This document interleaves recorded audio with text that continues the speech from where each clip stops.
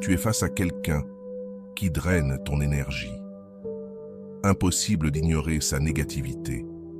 Imagine qu'au lieu de réagir, tu cherches ton centre intérieur et que tu transformes ce choc émotionnel en compassion et en clarté en quelques secondes.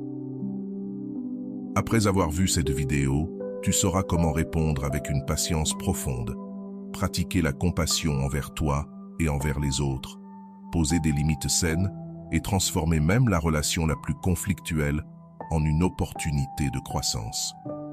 Je vais partager avec toi 8 stratégies bouddhistes pratiques que tu peux utiliser dès maintenant pour préserver ta paix intérieure face au chaos émotionnel. Tu découvriras aussi des exercices concrets et applicables dans ton quotidien.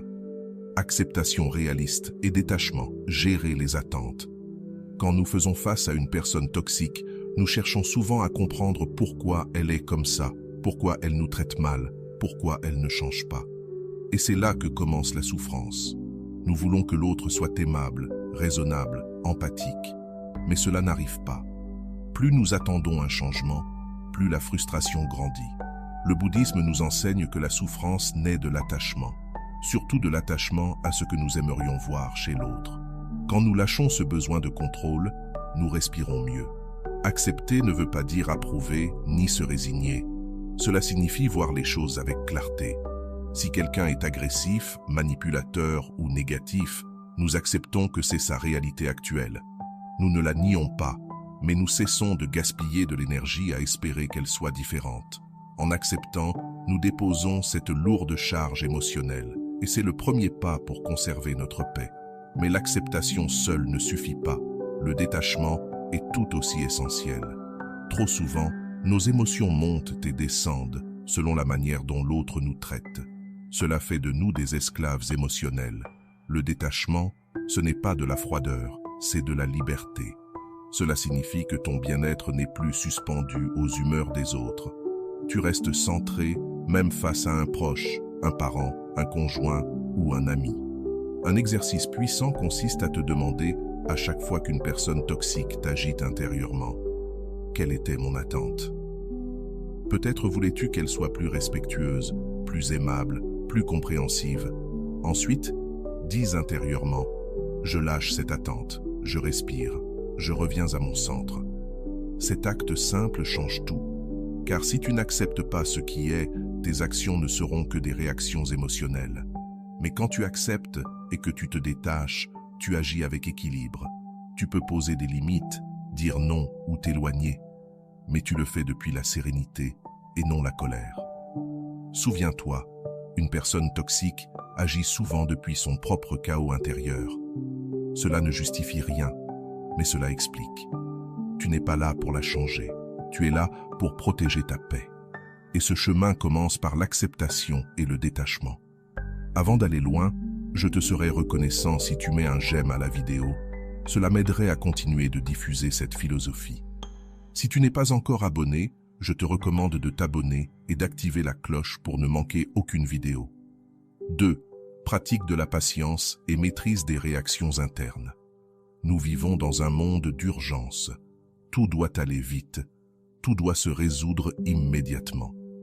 Mais face à une personne difficile, cette précipitation ne fait qu'augmenter la frustration. Le bouddhisme rappelle que la patience n'est pas de la passivité, c'est une force intérieure. C'est la capacité à rester calme alors que tout semble t'inviter à réagir. Et cette maîtrise devient ton meilleur bouclier face à la toxicité. Imagine que quelqu'un te critique de manière blessante ou te lance un commentaire passif-agressif. Le réflexe naturel serait de répondre, de te défendre, de contre-attaquer. Mais c'est ainsi que naît la chaîne du conflit. Une réaction en entraîne une autre et, très vite, tu es piégé dans un combat émotionnel qui t'épuise. Dominer tes réactions, c'est briser ce cycle. Non pas pour plaire à l'autre, mais pour te protéger. La patience commence dans ton corps. Observe ta respiration, sens les tensions dans ta poitrine, ton ventre, ta mâchoire. Reconnais-les avant qu'elles ne t'envahissent. Puis observe tes pensées. Peut-être veux-tu crier, fuir, accuser.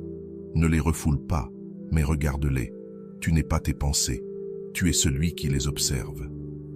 Cette distance intérieure te permet de choisir ta réponse. L'esprit impatient réagit par impulsion. L'esprit patient agit avec sagesse. Ce simple espace de conscience entre ce qui se passe et ce que tu décides de faire change tout. Chaque fois que tu refuses d'entrer dans le jeu de la colère, tu protèges ton énergie, ta santé émotionnelle et ta clarté. C'est un acte d'amour envers toi-même. Tu peux même utiliser des phrases ancrage comme « Je ne vais pas laisser cette émotion prendre le contrôle. Je respire. Je reste présent. » Il est aussi utile de voir la personne toxique comme quelqu'un qui parle depuis sa blessure, sa confusion.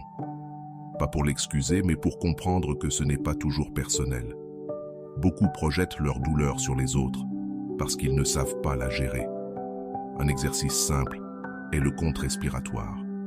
Lorsque tu sens la colère monter, prends 5 grandes respirations profondes.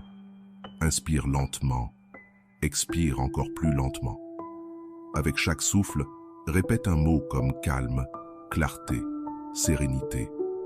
Tu verras ton système nerveux s'apaiser et de là tu pourras choisir, parler, te taire ou partir. La patience est comme un muscle, elle se renforce avec l'usage.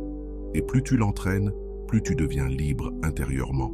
Cette liberté, c'est le sol fertile d'où naissent de meilleures décisions, une vraie protection de ton équilibre et une paix que même le chaos extérieur ne peut briser. Nous oublions souvent l'essentiel, la façon dont nous nous traitons nous-mêmes. Lorsque tu es exposé à un environnement chargé de négativité, ce dont tu as le plus besoin, c'est d'empathie envers toi. C'est là qu'entre en jeu la méditation méta, aussi appelée méditation de l'amour bienveillant. Cette pratique bouddhiste a un pouvoir profondément transformateur. Avant de diriger la compassion vers les autres, elle t'apprend à la cultiver envers toi-même. Et ce n'est pas un luxe spirituel, c'est une nécessité vitale lorsque tu es entouré de toxicité. Car si tu ne prends pas soin de ton monde intérieur, tu finis par absorber le poison émotionnel des autres. L'auto-empathie n'est ni une faiblesse ni de l'égoïsme, c'est un acte conscient de protection intérieure. La pratique est simple. Tu t'assieds en silence, tu fermes les yeux et tu te répètes des phrases comme « que je sois bien », « que je sois en paix », « que je sois libéré de la souffrance ». Au début, cela peut sembler étrange ou artificiel, mais plus tu le répètes, plus cela pénètre en toi. Tu t'adresses à toi-même avec douceur, avec compréhension, avec le profond désir d'aller bien. Et cette relation change radicalement la manière dont tu te perçois. Souvent, après un conflit avec une personne toxique, nous restons à ruminer.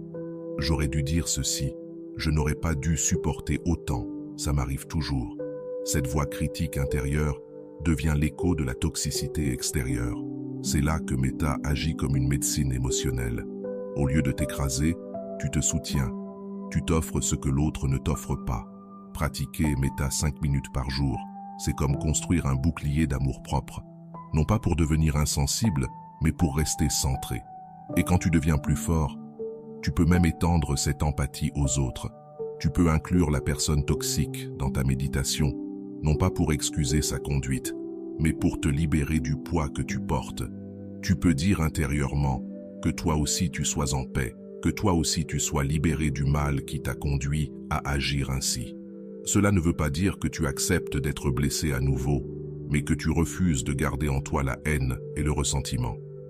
Cultiver la méta, c'est se purifier intérieurement. Quand tu pratiques régulièrement, tu réalises que ton bien-être ne dépend plus de ce que les autres font ou ne font pas. Et ce qui est étonnant, c'est que plus tu te parles avec douceur, plus tu deviens ferme. Cela peut sembler contradictoire, mais au contraire, en te connaissant et en te comprenant, tu deviens clair. Tu sais quand dire stop, quand poser une limite, quand t'éloigner. L'auto-empathie ne t'affaiblit pas, elle t'intègre. Et tu n'as pas besoin d'être bouddhiste ou expert en méditation pour pratiquer méta. Tu peux le faire dans ton lit, en marchant, dans ta voiture. L'essentiel est l'intention, te traiter avec la même bienveillance que tu offrirais à quelqu'un que tu aimes. La méditation méta n'est pas seulement une technique, c'est une façon d'être avec toi-même. Et quand ta relation avec toi s'améliore, toutes tes autres relations changent aussi. Tu n'as plus besoin de chercher dehors ce que tu peux te donner à l'intérieur. Et ça, c'est la véritable liberté. Une autre pratique puissante est le Tonglen, une ancienne méthode tibétaine qui transforme la négativité en compassion. À première vue, elle paraît étrange, car elle est à l'opposé de ce que nous faisons d'habitude. Quand nous faisons face à des personnes toxiques, notre réflexe est de nous protéger, de fermer notre cœur, de dresser des murs. Le Tonglen propose l'inverse, s'ouvrir, mais pas par faiblesse ni par force. L'idée est simple. Au lieu de rejeter la négativité, tu l'inspires. Et au lieu d'émettre davantage de négativité, tu expires compréhension, clarté et compassion. Cela agit comme une purification émotionnelle. Tu inspires la souffrance, tu expires la paix. Imagine une personne qui te critique sans cesse, qui te manipule et cherche le conflit. Ton corps se tend, ton esprit s'agite, tes émotions s'emballent. Là, tu fais une pause et tu dis intérieurement « J'inspire sa douleur, j'expire la paix. J'inspire sa confusion, j'expire la clarté. J'inspire sa colère, j'expire la sérénité. » Cette pratique ne change pas l'autre ni son comportement. Ce qu'elle change, c'est ton rapport à cette énergie. Tu ne réagis plus avec du feu, tu réponds avec de l'eau. Tu ne tolères pas les abus, mais tu n'es plus piégé par la haine. Et tu comprends une vérité. Personne en paix ne détruit constamment les autres. La toxicité vient presque toujours d'une souffrance intérieure. Pratiquer le Tonglen, c'est refuser de propager cette guerre. C'est dire « Je peux ressentir cette énergie sans qu'elle me détruise ». Et tu n'as pas besoin d'être face à la personne pour pratiquer. Tu peux le faire à distance, même pour des personnes du passé qui t'affectent encore. Chaque respiration est une libération, une transformation. Et parfois, sans même le vouloir, ta nouvelle énergie influence aussi la relation. Peut-être que l'autre le sentira, peut-être pas, mais toi, tu ne seras plus prisonnier. Le Tonglen n'est pas du sacrifice, c'est du pouvoir intérieur. C'est choisir de transformer la douleur en lumière. Enfin, une autre clé est l'écoute consciente et la communication sans jugement. Quand on fait face à une personne difficile, on écoute souvent pour répondre, pour se défendre. On prépare déjà notre contre-attaque. Résultat, la conversation devient un champ de bataille. Le bouddhisme propose autre chose. Écouter avec présence et sans jugement. Cela ne veut pas dire être d'accord ni se taire, mais être vraiment là, sans chercher immédiatement à classer les paroles en bien ou mal, juste écouter. Et ce simple acte est désarmant. Une personne toxique qui se sent entendue baisse souvent son agressivité, car ce qui alimente la toxicité, c'est le sentiment d'être ignoré, invalidé, pas pris au sérieux. Écouter sans jugement te donne un avantage énorme. Tu gardes le contrôle émotionnel.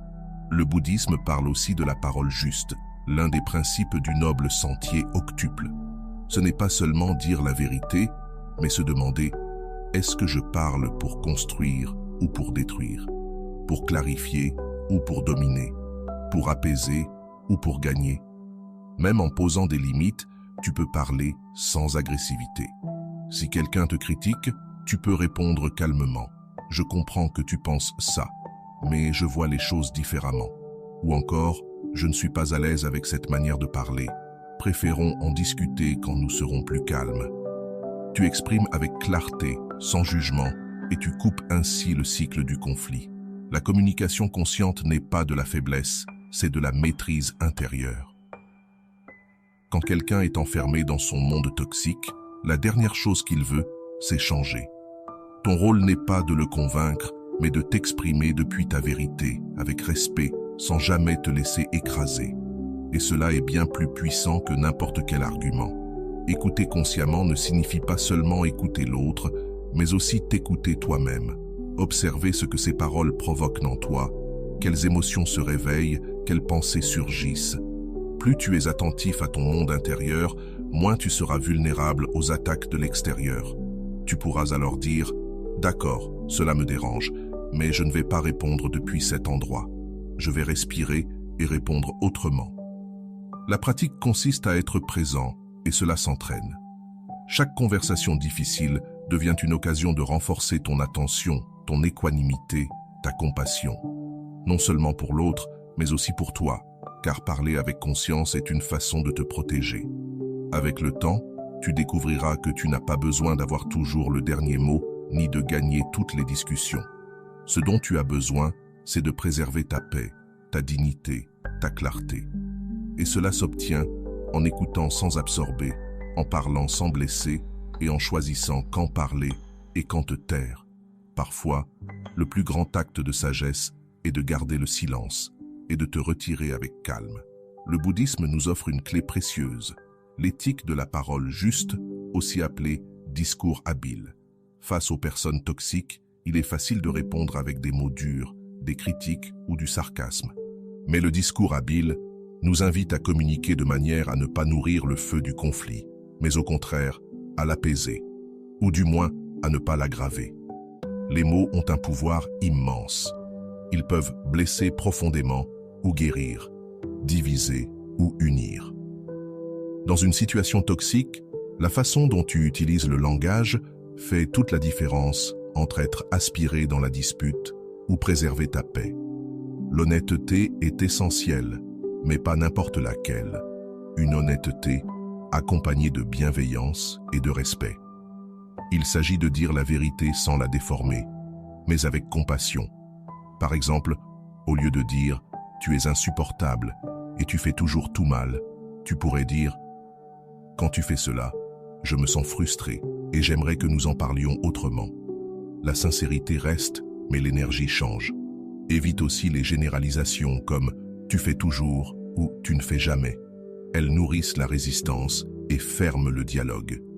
Parle depuis ton expérience, avec « je pense » ou « je ressens », afin de diminuer les défenses de l'autre et d'ouvrir plus de chances à une vraie communication.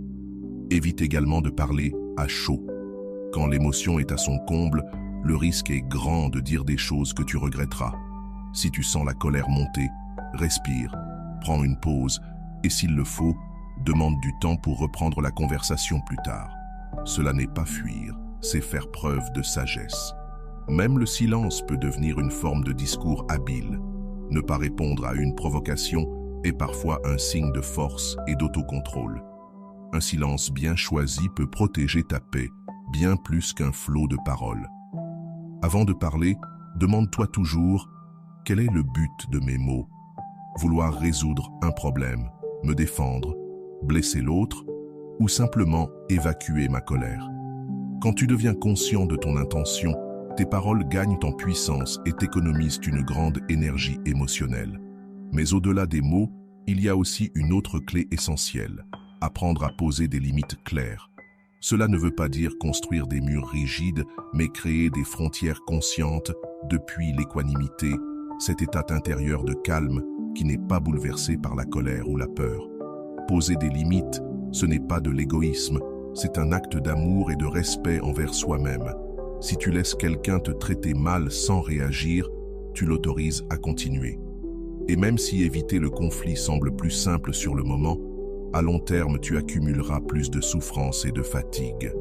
Le secret est de poser ses limites avec fermeté, mais sans agressivité.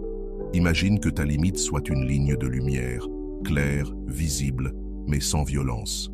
Par exemple, si quelqu'un te parle avec mépris, tu peux répondre calmement « Je n'accepte pas cette façon de me parler et je préfère arrêter la conversation si cela continue. » Ainsi, tu protèges ton espace sans te laisser aspirer dans une querelle destructrice. Pour y parvenir, l'autoconnaissance est cruciale. Plus tu te connais, plus vite tu repères quand on dépasse tes limites et plus facilement tu agis à temps. La pleine conscience t'aide à sentir ces signaux précoces de malaise et à réagir avant que la situation n'explose. Car protéger ton énergie et ta paix, c'est aussi accepter de perdre certaines relations toxiques si nécessaire. En réalité, ce n'est pas une perte, mais un gain de santé émotionnelle. Enfin, une des plus grandes leçons du bouddhisme est celle de l'interconnexion. Rien n'existe isolé, tout est lié. Même une personne toxique peut devenir pour toi un miroir, révélant des blessures intérieures ou des faiblesses à travailler. Cela ne veut pas dire justifier son comportement, mais comprendre que chaque relation est une opportunité d'apprentissage. Plutôt que de nourrir la haine ou le ressentiment, tu peux développer la compassion en voyant que leur toxicité vient de leur propre souffrance. Cette perspective libère ton cœur, t'évite de t'enfermer dans l'amertume et t'ouvre à plus de paix intérieure. La personne toxique ne changera peut-être jamais, mais toi, tu peux transformer ta manière de réagir et faire de chaque interaction une étape de ton chemin spirituel. Car au fond, même les relations les plus difficiles sont des maîtres. Elles t'invitent à pratiquer la patience, la compassion, les limites conscientes et l'amour de soi. La toxicité des autres peut alors devenir le carburant de ta sagesse intérieure. Tu ne te contentes plus de survivre à la négativité, tu la transformes en lumière.